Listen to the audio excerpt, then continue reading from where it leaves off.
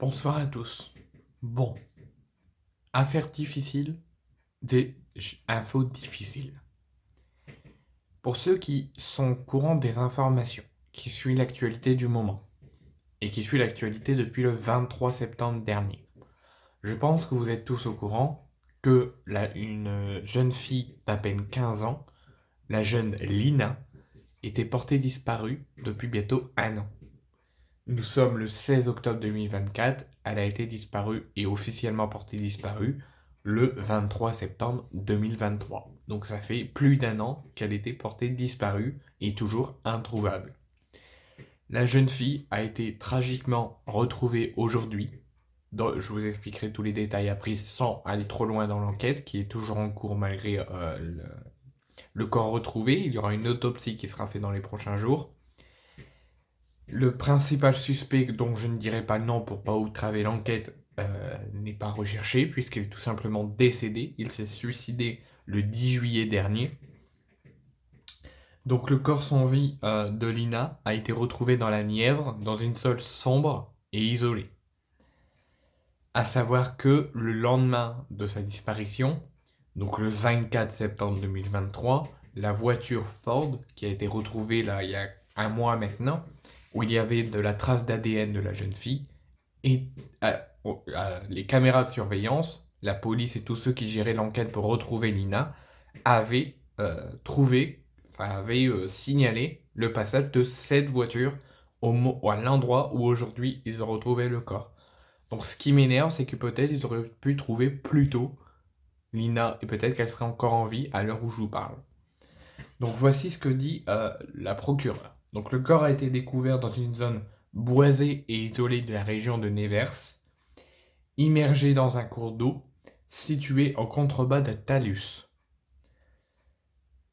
Des analyses génétiques ont été effectuées en urgence par l'Institut de recherche criminelle, qui ont permis de confirmer qu'il s'agit bien du corps de la jeune fille.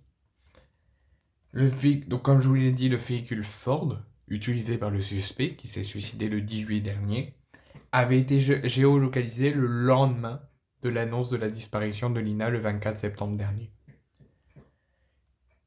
Des recherches actives ont été menées par les enquêteurs de la gendarmerie pendant toute l'intégralité de l'été pour retrouver l'adolescent qui n'avait plus donné signe de vie le 23 septembre dernier en 2023.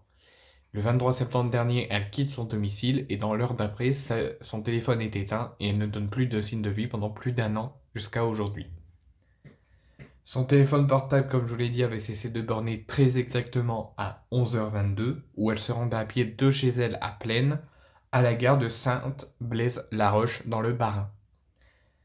Mais il est apparu dans l'enquête qu'un véhicule, une Ford Puma, se trouvait précisément sur le lieu exact de la disparition de Lina et qui s'y trouvait dans la période du temps où elle avait disparu.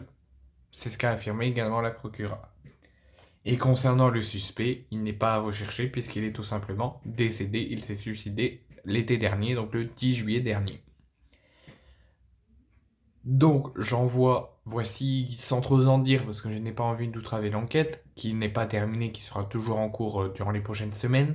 Il y aura une autopsie qui sera faite sur la jeune fille. Donc je vous fais un appel à tous. Le corps a été retrouvé, l'enquête va continuer à son cours. Les circonstances de la mort vont être dites, l'autopsie va être faite, les détails vont être étudiés et stigmatisés dans les prochaines semaines.